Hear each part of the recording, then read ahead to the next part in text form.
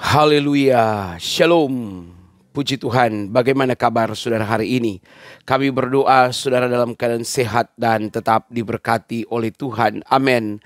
Saudara-saudara, ada seorang ustadz yang sangat membenci kekristenan. Dalam sebuah kesaksian kali ini kita akan mendengarkan bagaimana pernyataan orang-orang yang ada di sekitarnya. Bagaimana ia sangat membenci kekristenan.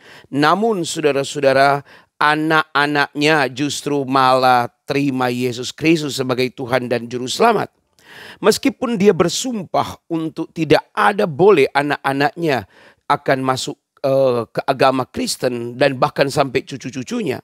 Namun saudara-saudaraku, kita akan melihat bagaimana Tuhan melawat keluarganya dan bagaimana mereka boleh datang kepada Tuhan. Hal ini mengejutkan memang saudara-saudara. Banyak orang yang merasa hal ini agak sulit diterima oleh akal. Tetapi bagi Tuhan kita tidak ada yang mustahil. Amin. Saudara-saudara, tidak ada Tuhan seperti Tuhan kita. Kalau yang lain Tuhan mereka itu tidak mampu mengerjakan ini.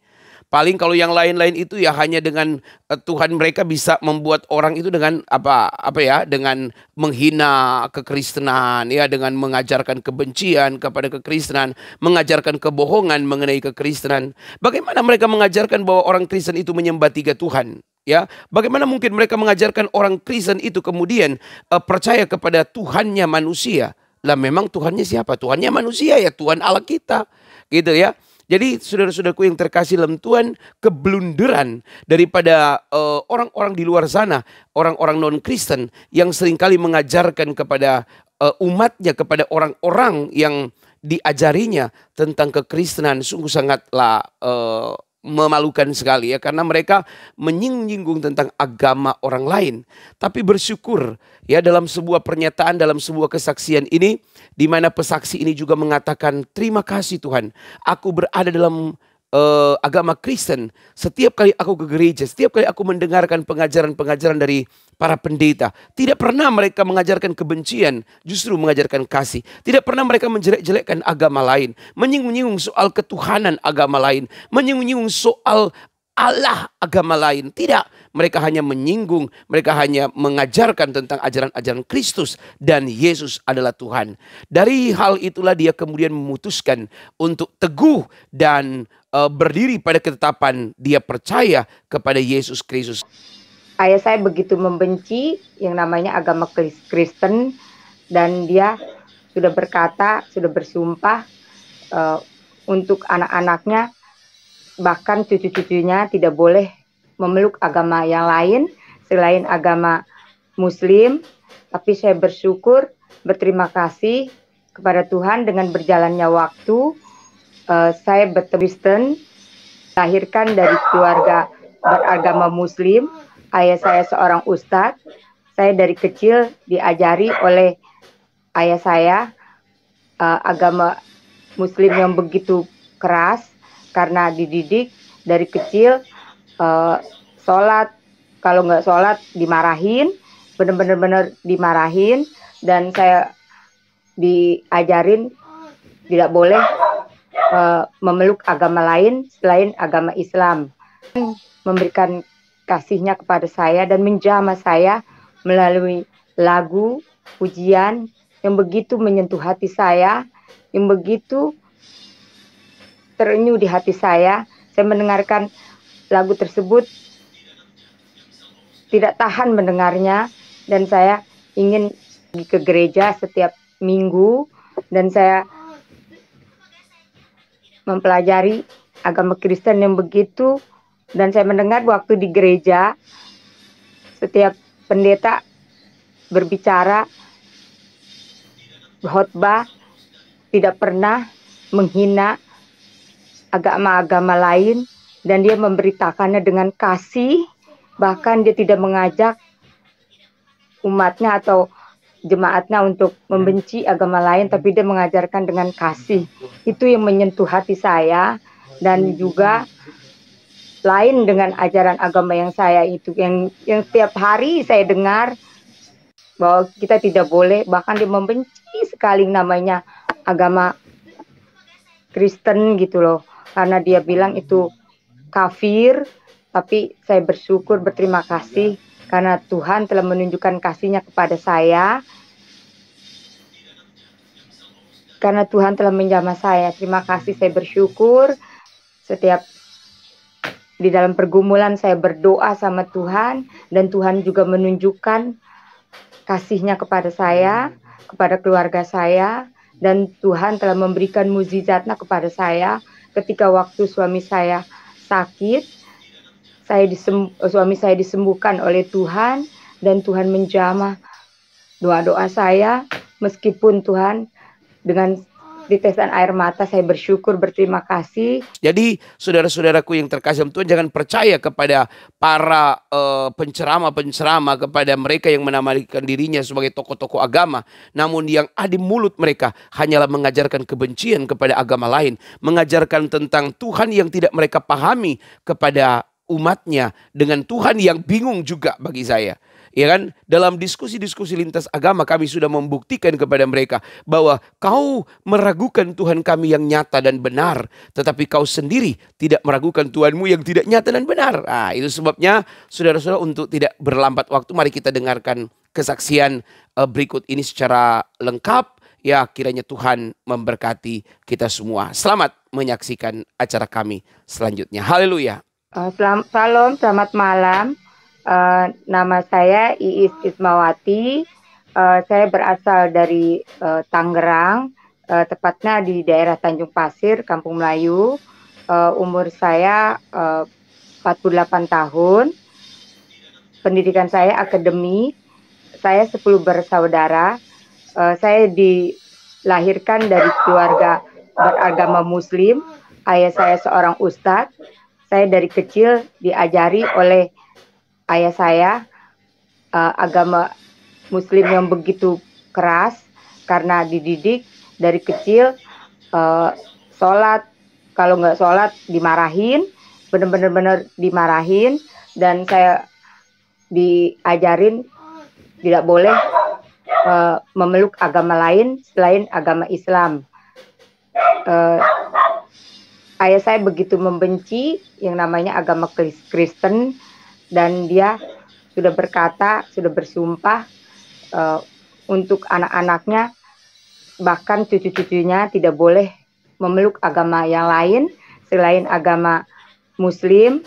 Tapi saya bersyukur, berterima kasih kepada Tuhan, dengan berjalannya waktu saya bertemu dengan calon suami saya yang beragama Kristen, dan setelah berkeluarga Tuhan memberikan kasih-Nya kepada saya dan menjamah saya melalui lagu pujian yang begitu menyentuh hati saya, yang begitu terenyuh di hati saya. Saya mendengarkan lagu tersebut tidak tahan mendengarnya, dan saya ingin ikut suami saya pergi ke gereja setiap minggu, dan saya mempelajari agama Kristen yang begitu. Dan saya mendengar waktu di gereja setiap pendeta berbicara, khotbah, tidak pernah menghina agama-agama lain, dan dia memberitakannya dengan kasih. Bahkan dia tidak mengajak umatnya atau jemaatnya untuk membenci agama lain, tapi dia mengajarkan dengan kasih. Itu yang menyentuh hati saya, dan juga lain dengan ajaran agama yang saya itu, yang setiap hari saya dengar bahwa kita tidak boleh, bahkan dia membenci sekali namanya agama Kristen gitu loh, karena dia bilang itu kafir. Tapi saya bersyukur, berterima kasih, karena Tuhan telah menunjukkan kasih-Nya kepada saya, karena Tuhan telah menjamah saya. Terima kasih, saya bersyukur.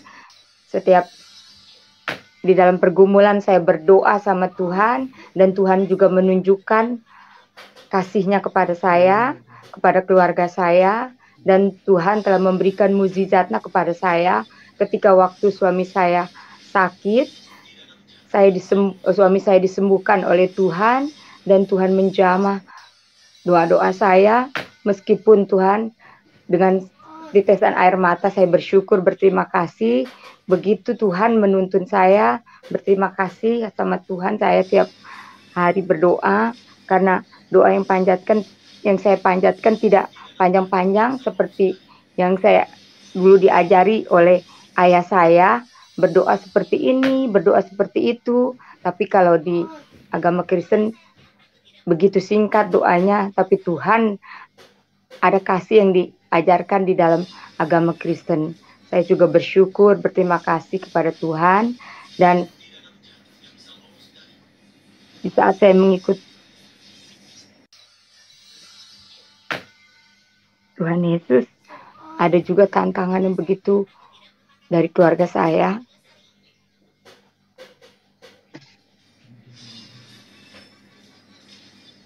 Saya sama suami saya tidak diterima oleh keluarga saya. Saya mau dibunuh, bahkan saya disuruh bercerai oleh keluarga saya karena mereka tidak terima saya ikut Tuhan. Bahkan saya dicoret dari ahli waris, tapi saya percaya sama Tuhan. Saya akan mengikut tetap jalan kebenaran, dan saya percaya Tuhan yang telah memberikan saya keselamatan. Dan juga saya bersyukur, berterima kasih sama Tuhan, karena Tuhan menunjukkan kasih-Nya setiap hari kepada saya, dan juga Tuhan yang menolong saya setiap hari di dalam pergumulan-pergumulan saya. Dan saya tidak seperti dulu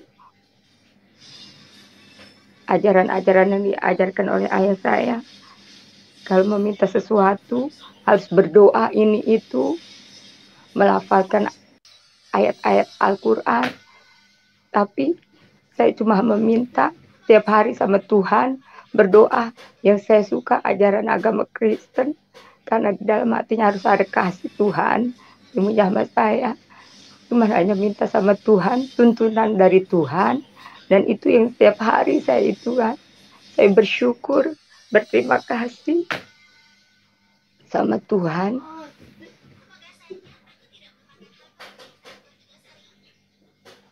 Tuhan pasti akan memberikan mukjizat yang kedua juga kepada saya. Mukjizat pertama telah diberikan kepada saya melalui suami saya. Suami saya sembuh dari sakitnya, dan Tuhan juga akan memberikan mukjizat yang kedua kepada saya.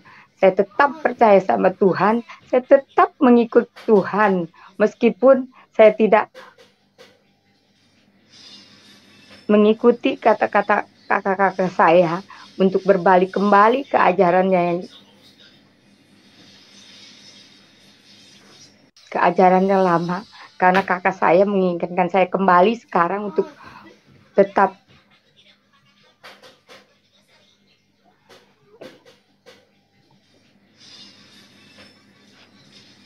memeluk agama Islam kembali. Tapi saya tetap percaya bahwa Tuhan yang saya sembah adalah Tuhan yang maha hidup, Tuhan yang maha besar, Tuhan yang maha pengasih, Tuhan yang maha penyayang, Tuhan yang maha melihat, Tuhan yang maha mendengar, Tuhan yang memelihara kehidupan keluarga saya. Dan saya percaya sama Tuhan, saya bersyukur, berterima kasih bisa bersaksi di sini, bisa bersaksi di ministry 100 channel ini. Itu semua karena Tuhan yang menuntun saya, karena Tuhan setiap hari yang menunjukkan kasih-Nya kepada saya. Terima kasih saya kepada Pak Pendeta Yusuf Manubulu yang telah memberikan kepada saya kesempatan untuk bersaksi di channel ini. Saya berterima kasih. Saya akan menyatakan tetap mengikut Yesus sampai selama-lamanya, sampai saya mati. Saya akan serahkan hidup mati saya buat Tuhan. Meskipun keadaannya seperti apapun, saya tetap karena Tuhan yang akan mengasihi saya. Saya percaya sama Tuhan. Saya percaya karena Tuhan Yesus adalah Tuhan yang maha hidup. Tuhan yang satu-satunya, bukan Tidak ada Tuhan yang lain yang saya sembah selain Tuhan Yesus. Saya bersyukur, berterima kasih sama Tuhan.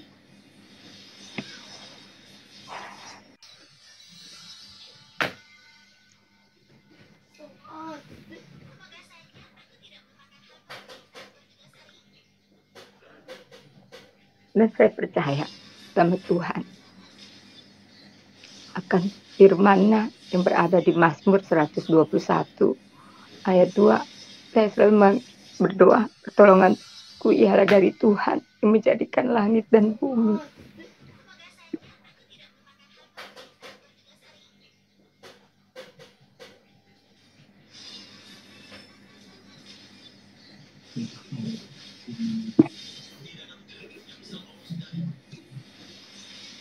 Saya juga bersyukur, berterima kasih sama Tuhan. Meskipun saya dihina, dicaci maki oleh keluarga saya bersyukur, berterima kasih. Karena ada pertolongan dari Tuhan yang menguatkan saya. Saya percaya sama Tuhan Yesus. Karena Tuhan Yesus adalah Tuhan satu-satunya. Tapi saya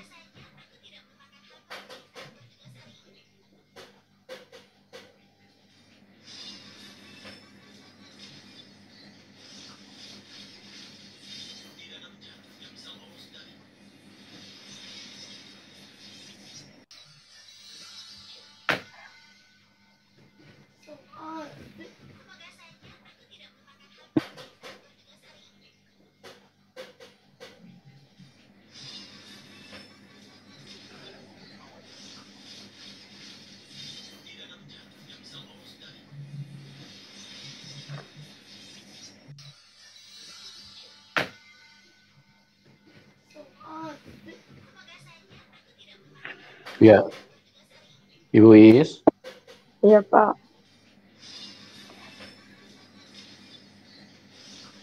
Ya, silakan Bu, bisa dilanjutkan.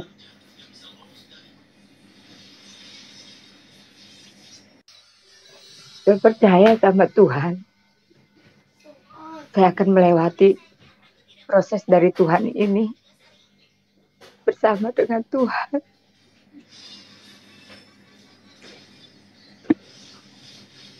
Saya percaya akan firman Tuhan, segala perkara dapat ditanggung di dalam Dia yang memberi kekuatan kepada saya.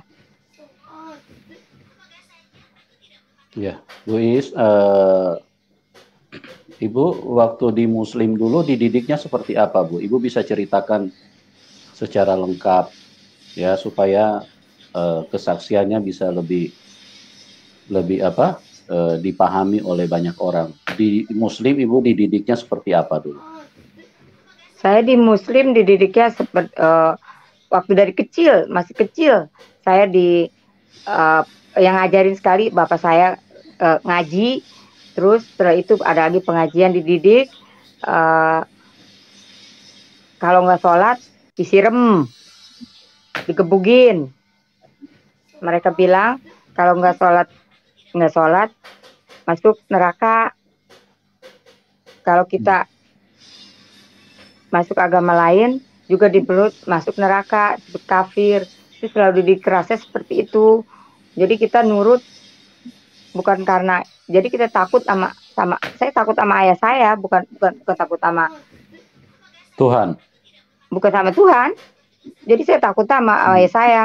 Karena ayah saya kalau setiap maghrib dia udah megang pukulan apa tuh yang panjang itu tuh kayu. Rotan. Jadi anak-anak udah kayak kayu, kayak kayu kecil gitu, kayak kayu gitu panjang, bukan kayu apa, bambu gitu, diketok-ketok. Jadi dia begini, harus kumpul, harus sholat. Kalau nggak sholat disiram setiap itu. Jadi ajarnya keras, terus dipukul. Saya dipukul kalau nggak sholat, saya dipukul. Jadi saya bukan takut sama Tuhan, karena saya takut ayah saya keras ngajarinnya. Kalau kita nggak puasa, orang tua lebih sayang agama daripada sayang anak ya. Iya, kalau saya merasakan seperti itu. Bahkan saya nggak merasakan kasih sayang dari ayah saya. Saya nggak merasakan. Saya bilang, menurut saya ayah saya jahat dari kecil. Dia nggak maksudnya yang ngajarinnya keras gitu, benar-benar keras. Kalau kita nggak puasa, nggak boleh sama dia, harus puasa. Dia didik saya seperti itu. Terus didik saya suruh puasa sunnah, puasa wajib. Kalau nggak diikutin puasa wajib, dosa. Kata ayah saya seperti itu. Jadi sholat juga kalau nggak di iniin, mereka marahnya, aduh, ampun-ampunan deh Pak. Jadi dipaksa ya berarti ya Ibu ya? Iya dipaksa, nggak dari, itu masih kecil, saya masih kecil, umur sebelum SD saya udah dididik seperti itu, udah dididik, pokoknya keras didikannya, benar-benar. Jadi saya takut sama saya, jadi takutnya bukan takut karena Tuhan, misalnya saya harus ini, jadi saya ngejalaninnya karena ya saya nunjukinnya kalau saya itu udah melakukan ibadah gitu loh, ibadah sholat 5 waktu di depan mereka gitu loh. Pas ditanya udah sholat, udah gitu. Pas ditanya udah puasa, lagi puasa nggak puasa, saya bilang begitu karena takut gitu loh. Kalau nggak begitu, saya habis dipukulin gitu loh, dimarahin sama mereka. Didikannya terlalu keras dan dipukul, saya bahkan disiram pakai air. Kalau lagi tidur, waktunya sholat, dibangunin disiram pakai air seember. Ibu pernah tanya nggak kenapa papanya kok melakukan seperti itu? Karena dia bilang kalau nggak sholat, nggak melakukan itu, ntar kita nggak masuk surga, nggak. Jadi kita masuknya neraka kalau ditinggalin sholat 5 waktu. Mereka ayah saya bilang seperti itu, karena saya dididiknya seperti itu. Terus ngaji juga harus benar-benar ngaji harus benar-benar dihafalin, gini gitu ayatnya semuanya. Dari ini harus hafal bagi mereka gitu loh, zikir gitu loh. Kalau kita minta sesuatu, doanya ini gitu, sama ayah saya diajarin seperti itu. Bahkan kalau kita minta apa gitu, minta rezeki, minta apa, doanya ini, semua diajarin sama ayah saya. Kalau nggak dihafalin, dapat sabetan. Kalau saya nggak hafal, begitu Pak. Begitu keras, saya sih nggak pernah lupa. Diajarin baca Al-Quran juga nggak? Diajarin. Dari kecil saya udah diajarin ngaji saya pinter, alfa, semua keluarga saya pinter, diajarin satu alif, ba, semuanya. Ngaji saya diajarin semuanya. Kalau kita nggak ngaji, waktunya habis maghrib, mereka marah, udah bawa pukulan, dipukulin anak satu-satu, pada takut bukan karena Tuhan, karena takut sama ayah saya. Jadi dipaksa. Sama baca Al-Quran. Iya, baca Al-Quran sampai mereka bilang kadang-kadang bego, tolol, ini aja nggak hafal, begitu loh belajarnya. Bego, tolol, ini aja nggak hafal. Ya udah saya hafalin aja tuh Pak. Terpaksa saya tuh ngerjain ngapalin di depan mereka satu-satu. Diadepin sama dia pakai bambu, diketok-ketok begitu. Saya takut dari kecil digituin. Terpaksa saya jalanin. Jadi bukan karena Tuhan, tapi karena bapak saya ngajarin seperti itu. Tamat nggak baca Al-Quran ya Ibu? Tamat, diajarin dari itu. Jadi hatam. Jadi bacanya, tapi saya kagak ngerti.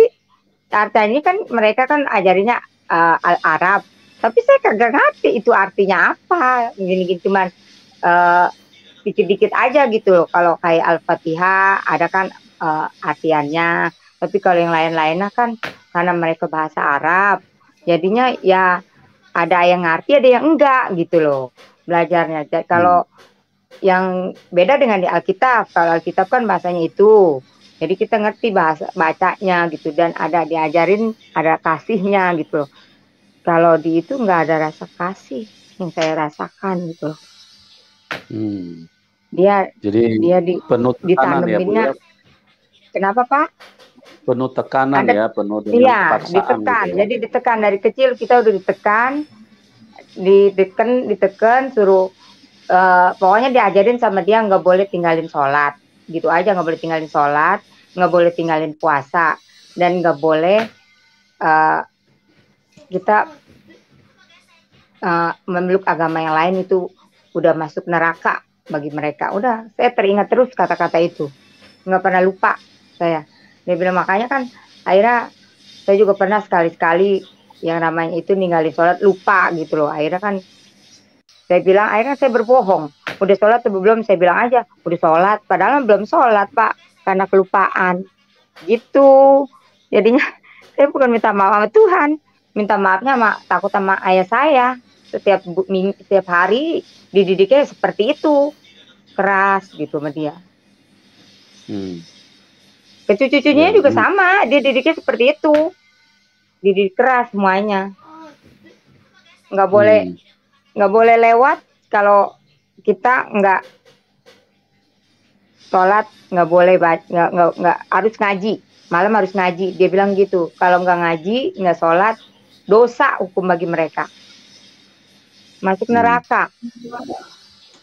Kalau lewat depan gereja boleh? Itu nggak boleh Pak, bagi ayah saya itu nggak boleh. Kita masuk. Kenapa nggak boleh? Kata dia kafir, kata bapak saya kafir, dan nggak boleh boro-boro lewat gereja Pak. Kita nyebut itu aja nggak boleh sama bapak saya. Nyebut apa Bu? Kita nyebut misalnya kita punya teman, ya kan?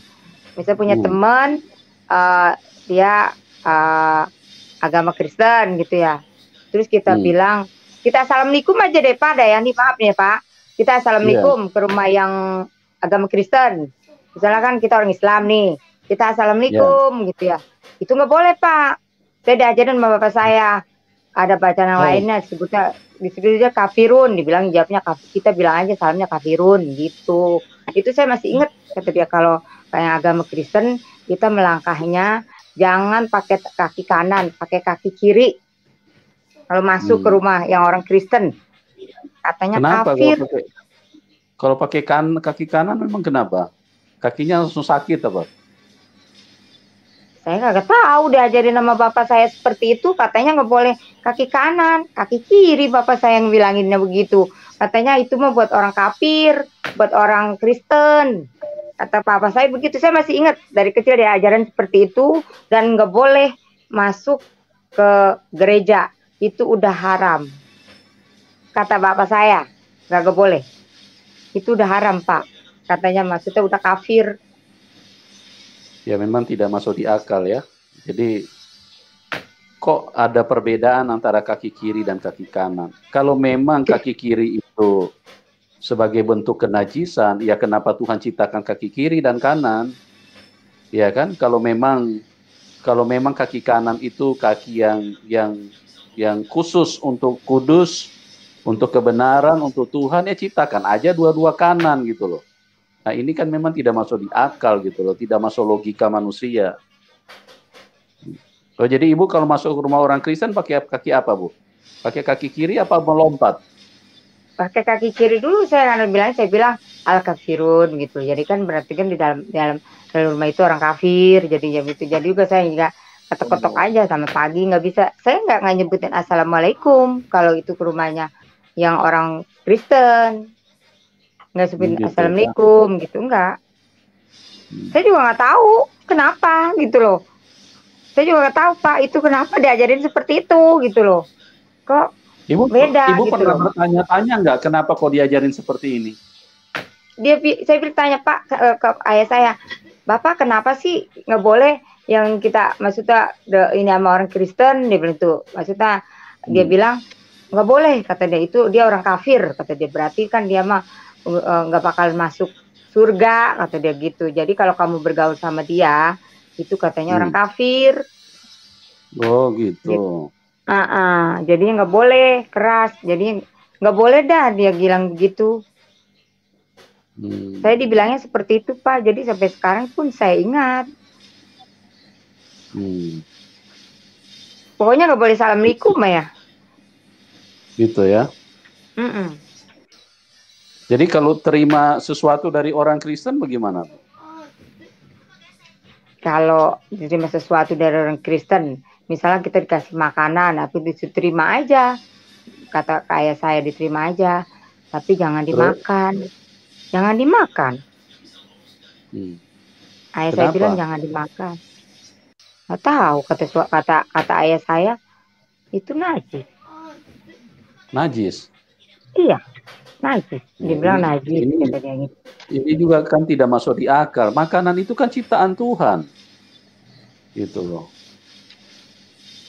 Dan Tuhan memberikan makanan itu kepada semua manusia. Kok pakai najis segala macam ya? Aneh juga nih ajaran. Iya Bu. Terlalu keras Pak jalannya waktu dari kecil saya dididiknya begitu. Iya, terlalu keras. Kalau kerasnya itu memang untuk membawa manusia kepada kebenaran, tidak apa-apa. Tapi kalau keras tidak masuk di logika, bagaimana tuh? Ibu pernah bertanya-tanya nggak? Ibu pernah bertanya-tanya nggak? Kok ajarannya, kok didikannya seperti ini ya? Saya juga tanya waktu itu ke bapak kok ngajarnya begini sih keras gitu ya. Ngajarnya sih nggak boleh begini, nggak boleh begitu, kata aku gitu ya. Maksud saya gini kok, Ibu pernah bertanya-tanya nggak dalam hati, kok ajaran agama kok seperti ini ya?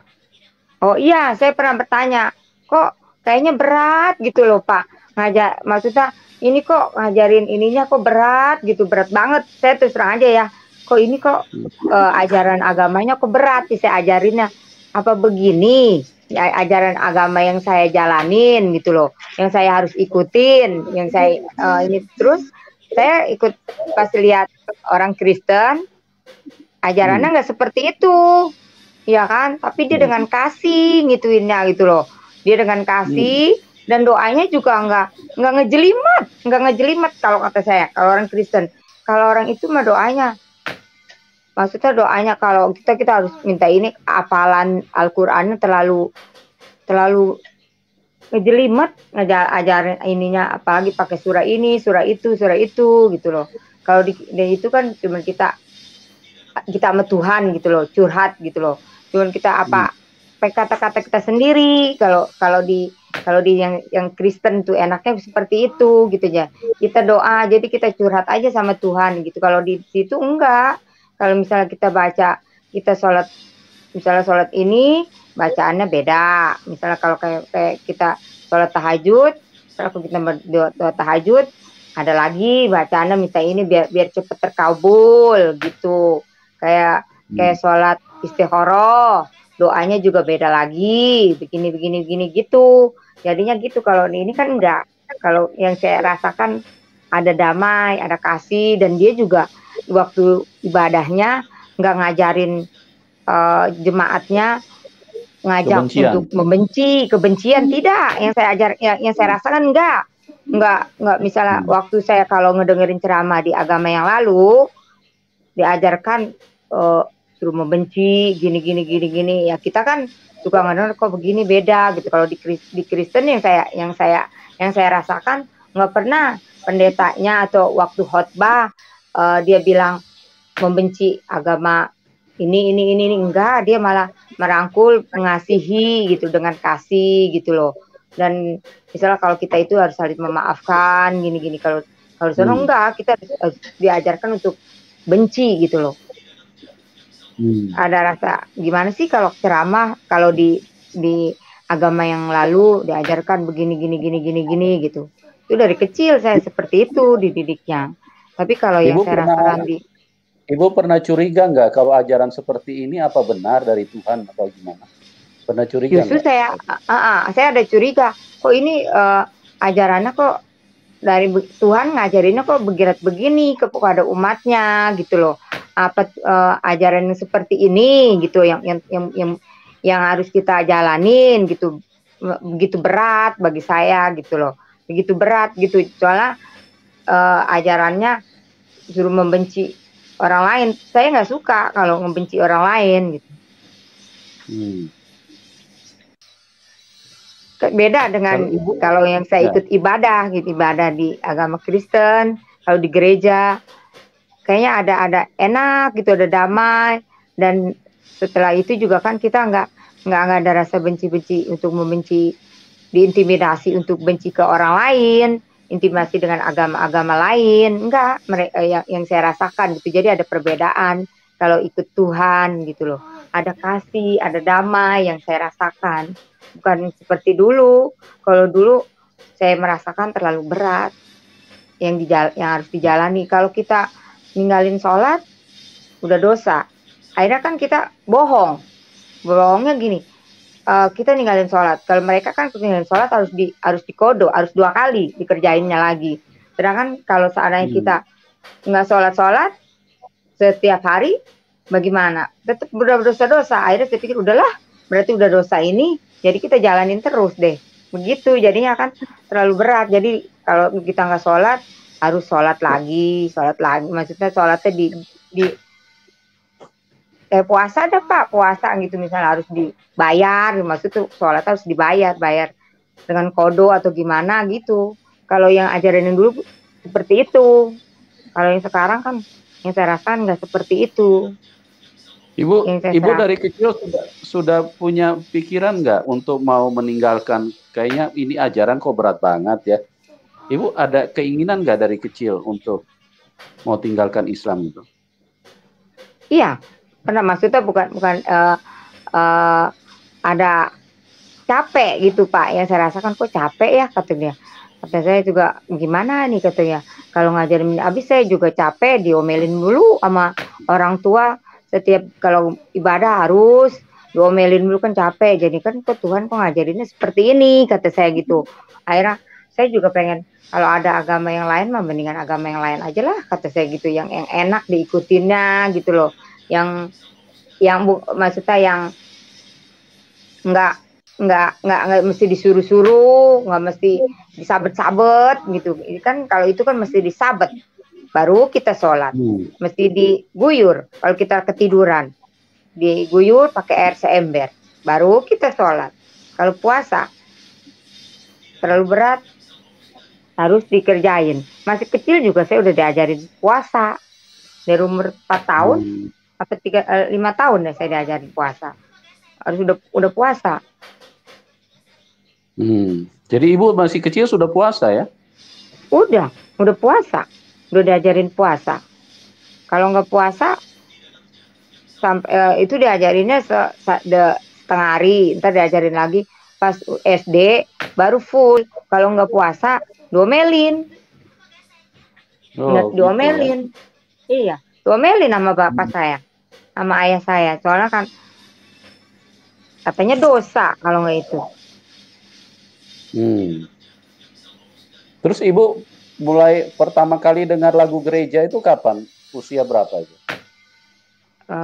Itu sebenarnya dengar lagu gereja mah dari waktu saya tersentuh, waktu saya kawin dengan suami saya. Terus kalau yang pertama ngedengar gereja itu dari kecil, maksudnya saya kan sekolah di SD. Di SD guru saya orang Kristen. Di kadang-kadang dia kan suka setel lagu-lagu, tapi itu masih biasa. Saya juga saya bilang ada teman saya juga yang ngebenci gitu lagu-lagu itu, lagu gereja jangan dideketin gitu loh. Akhirnya saya biasa aja kan, biasa aja. Terus saya juga tersentuhnya akhirnya setelah dijamah sama Tuhan, waktu sama suami saya tiap hari suami saya nyetelin itu tiap pagi lagu-lagu rohani, dan saya juga nggak mau ngedenger itu lagu tariannya. Saya juga ada roh, maksudnya nggak mau ngedenger dulu gitu loh, karena ibu saya bilang saya jangan sampai ketarik oleh suami saya gitu loh. Terus saya lama-lama kan Tuhan menjamah saya, mengituin saya, kok enak lagunya, enak sekali didengarnya. Akhirnya kan saya terseduh-seduh mendengar lagu tersebut, dan saya juga ingin mempelajari Jadi memang ada kuasa, Bu. Kalau Ibu dengar lagu gereja, itu kenapa bisa tersentuh? Karena itu firman. Kata-katanya itu kan diambil dari firman, liriknya itu dari firman Tuhan. Itu sebabnya orang yang buka hati, orang yang mencari kebenaran, itu akan tersentuh, pasti air matanya tidak akan tahan. Karena Tuhan itu menyatakan diri bahwa dia itu firman yang diucapkan. Makanya Tuhan itu hadir pada saat kita menyanyikan lagu itu. Itulah perbedaannya, karena memang Tuhan Yesus itu Tuhan yang real, Tuhan yang nyata. Jadi setiap kali Ibu mendengarkan lagu-lagu itu, ada kuasa Tuhan yang bekerja, hadiratnya itu turun, mengubahkan Ibu, menyadarkan Ibu, membawa Ibu kepada sukacita, kepada damai. Jadi itulah bedanya kalau kita hanya beriman kepada huruf-huruf, ya, huruf-huruf yang ditulis di dalam buku, di dalam kitab, apalagi doktrinnya, pengajarannya dengan sistem dipaksa oleh orang tua ataupun oleh guru-guru. Nah ini sesuatu yang sangat tidak mendatangkan damai buat kehidupan seseorang. Kalau memang dia mau mencari kebenaran, tapi kalau dia mau larut di dalam kebodohan, ya itu urusannya dia sendiri. Dia pasti akan memegang teguh gitu. Ya. Nah, Ibu tadi Ibu cerita Ibu mau dibunuh sama saudara. Itu kenapa Ibu mau dibunuh sama saudara? Bisa diceritakan secara lengkap, Bu? Apa yang terjadi waktu itu kan kalau ibu keluarga saya tahu saya masuk Kristen gitu. Mereka kan nggak suka kalau adiknya, apalagi adik bungsu ya kan, masuk Kristen gitu loh. Karena orang tua saya waktu itu, ayah saya bilang jangan sampai, dia kan udah bicara waktu sebelum meninggal, jangan sampai anak cucunya masuk agama Kristen gitu loh. Itu dia udah bersumpah gitu loh, bersumpah sebelum meninggal gitu loh. Terus akhirnya kan orang tua saya tuh tahu, orang tua saya yang ayah saya udah meninggal. Terus ibu saya masih hidup, tapi ibu saya yang namanya ibu tetap sayang sama saya gitu. Tetap yang namanya orang tua, biar katanya itu tetap masih ada hati, maksudnya masih menyayangi anaknya gitu loh. Apalagi yang ini anaknya, anak bungsu. Tapi kakak saya yang pertama itu dia juga haji, dia tuh keras lagi. Dia keras, dia sendiri akhirnya yang mau membunuh saya, sama suami saya mau dibunuh. Bahkan saya disuruh bercerai sama kakak saya, disuruh tanda tangan kalau saya mau tetap memeluk agama Kristen, saya dicoret dari ahli waris dan tidak mendapatkan warisan dari keluarga saya, dan kakak-kakak saya dipaksa, maksudnya di bawah kakak saya yang itu semua dipaksa suruh tanda tangan bahwa saya dicoret dari ahli waris. Saya dikejar-kejar, dibawain pedang, maksudnya kayak pedang mau dibunuh gitu loh. Dan saya kalau saya ini, itu saya juga dipaksa bercerai sama suami saya, disuruh pisah gitu loh sama kakak saya gitu loh. Saya udah, akhirnya saya memilih tetap jalan ikut Kristus, ikut Tuhan gitu loh. Saya tetap sampai sekarang, Pak. Ya, jadi memang cukup aneh juga ya. Lebih membela agama daripada memiliki hati yang penuh dengan belas kasihan, mengasihi saudara sendiri, mencintai saudara sendiri, merangkul saudara sendiri, membahagiakan saudara sendiri. Ini kok malah disuruh bercerai. Ini memang aneh ya. Jadi, tapi memang itulah yang terjadi, itulah yang dirasakan oleh teman-teman yang mengambil langkah untuk murtad atau disebut dengan murtadin, ya. Itulah sesuatu. Tapi begini yang... Pak, Pak, ya, bagi mereka, bagi kakak, halo? Ya, silakan. Bagi kakak saya, kalau saya diislamkan kembali, ya, maksudnya dibalikin lagi ke agama Islam, bagi dia tuh dia dapat pahala besar. Ntar dia dapat tempat bagi kakak saya gitu loh. Kata dia, dia akan mendapatkan tempat tempat yang besar. Dan saya juga bagi mereka kalau tinggal di dekat kakak saya, dekat dia rumah atau ini di lingkungan itu, bagi dia tuh saya tuh najis gitu loh. Bagi dia tuh najis, dan saya nggak boleh deket-deket tinggal di dekat keluarga saya.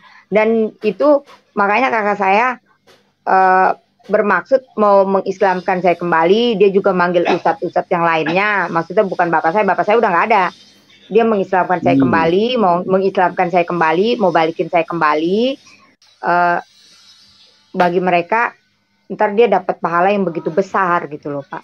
Tapi di hati dia, saya melihat kagak ada kasih.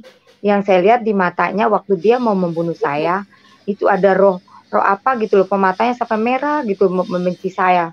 Rohnya merah, matanya begitu merah. Ya, roh kegelapan itu Bu. Roh kebencian. Roh kebencian, dibenci banget sama saya mau ngebunuh gini gitu. Nggak ada di dalam hati dia kasih Pak, kasih sedikit. Dia mau memeluk saya sebagai adiknya gitu loh, memeluk saya. Inilah makanya begini Bu ya, kita mengetahui bahwa sifat hakikat Tuhan itu salah satunya itu adalah pengasih dan penyayang. Tapi kalau melihat dari apa kenyataannya, ini kan tidak terlihat. Kalau orang hadir dengan emosi, marah-marah, bahkan ingin membunuh adiknya sendiri, Tuhan yang mana sebetulnya yang menguasai mereka? Kok malah kebencian, kemarahan, ingin membunuh adik sendiri? Waduh, ya inilah teman-teman, artinya silakanlah diselidiki, dipelajari dengan benar, supaya jangan sampai kita beriman kepada Tuhan yang bukan Tuhan. Kalau Tuhan yang benar itu dari hakikatnya itu kita bisa tahu. Salah satu sifat Tuhan itu dia pengasih dan penyayang. Itulah yang ada di dalam Tuhan Yesus. Sekalipun manusia membenci, mengolok-olok, bahkan meninggalkan Tuhan, Tuhan selalu datang dan merangkul, menyelamatkan, supaya mereka bisa kembali kepada kasih Tuhan. Ya, oke, silakan dilanjutkan Bu. Terus kakak saya juga yang lainnya gitu loh. Dia kan menghina-hina gitu loh. Mereka kan bilang, mereka kan mengukur kalau kebahagiaan orang kita kan nggak berkah hidupnya kalau nggak ikut agama Islam gitu loh. Nggak berkah bagi mereka kan. Apalagi kalau orang tua kita udah meninggal. Jadi kita harus ke kuburan gitu loh. Harus berdoa di kuburan, harus begini-begini, minta maaf di kuburan gitu loh. Dia menghina-hina tiap itu. Dia bilang hidup orang Kristen nggak bakalan berkah kalau lu ikut. Kok berdoanya ke kuburan Bu? Memang mintanya sama siapa? Sama orang mati apa kepada Tuhan ya? Kalau bagi mereka ngedoain orang itu nggak apa-apa. Justru hidup mereka tambah berkah. Gitu loh kata kakak saya ya, kakak saya. Jadi maksud saya begini, kalau berdoa meminta, jadi meminta kepada orang yang sudah mati begitu? Ya betul Pak. Jadi mereka bilang harus berdoa minta sama orang meninggal gitu. Tapi saya sih nggak berdoa sama orang meninggal. Saya tetap berdoanya sama Tuhan gitu loh, sama Tuhan Yesus. Karena saya percaya sama Tuhan Yesus gitu loh. Karena kalau bagi mereka kan kalau doa-doa yang di kuburan itu kan mesti pakai ayat-ayat ini gitu loh, ayat-ayat itu. Jadi baru doanya nyampe ke atas lah gitu loh kalau pakai ayat-ayat itu. Jadi kita kan kalau mau berdoa gitu, mau ziarah, kita harus ada yang bisa bahasa. Misalnya kayak Yasin gitu, gini gitu, harus baca Yasin, terus dibacain ayatnya ini gitu. Kalau berdoa nggak bisa pakai bahasa Indonesia ya Bu? Nggak bisa kalau buat orang-orang yang itu. Kenapa Bu nggak bisa pakai bahasa Indonesia? Tidak nyampe doanya atau gimana? Ya menurut kakak saya, menurut ayah saya juga nggak bakalan nyampe. Jadi kayak saya nih nggak ngedoain ayah saya nggak pakai bahasa itu, misalnya nggak ngajiin pakai Nggak pakai bahasa surat Arab gitu Yasin, ya? ya bahasa Arab gitu Ya. loh, surat Yasin atau apa gitu ya. Berarti kan kita kan sebutin itunya kan, berarti kan kagak nyampe tuh doanya ke akhirat, disebutkan ke akhirat kan ya, ke surga ada gitu kalau nggak nyampe. Saya juga bingung, kok bisa nggak nyampe gitu loh. Kok harus pakai ini, kalau kita nggak hafal itu semuanya, berarti nggak bakalan bisa ngedoain orang tua begitu. Jadi nggak bisa Jadi doain bahasa harus pakai Arab bahasa itu bahasa Arab. khusus. Bahasa Arab itu bahasa khusus ya, Bu ya? Iya, ada khusus-khususnya buat orang yang itu. Iya. Jadi berarti agamanya khusus untuk satu negara ya, begitu ya? Iya, betul. Puji Tuhan, Tuhan memberkati kita semua. Jangan lupa untuk terus membagikan tayangan-tayangan kami kepada sekalian banyak orang, supaya mereka percaya, dikuatkan yang lemah, dan akan diteguhkan yang bimbang, dan yang belum percaya mereka bertobat. Sampai berjumpa dalam program acara kami selanjutnya. Jangan lupa untuk mendukung kami dengan cara subscribe, like, dan komen. Dan bagikanlah video-video ini kepada sekalian banyak orang di media-media sosial, saudara. Haleluya, shalom, haleluya. Ayah saya begitu membenci yang namanya agama Kristen, dan dia sudah berkata, sudah bersumpah untuk anak-anaknya, bahkan cucu-cucunya tidak boleh memeluk agama yang lain selain agama Muslim. Tapi saya bersyukur, berterima kasih kepada Tuhan, dengan berjalannya waktu saya Kristen, lahirkan dari keluarga beragama Muslim. Ayah saya seorang ustadz. Saya dari kecil diajari oleh ayah saya agama Muslim yang begitu keras, karena dididik dari kecil sholat, kalau nggak sholat dimarahin, bener-bener dimarahin, dan saya diajarin tidak boleh memeluk agama lain selain agama Islam. Memberikan kasihnya kepada saya dan menjamah saya melalui lagu pujian yang begitu menyentuh hati saya, yang begitu terenyuh di hati saya. Saya mendengarkan lagu tersebut tidak tahan mendengarnya, dan saya ingin pergi ke gereja setiap minggu, dan saya mempelajari agama Kristen yang begitu. Dan saya mendengar waktu di gereja setiap pendeta berbicara,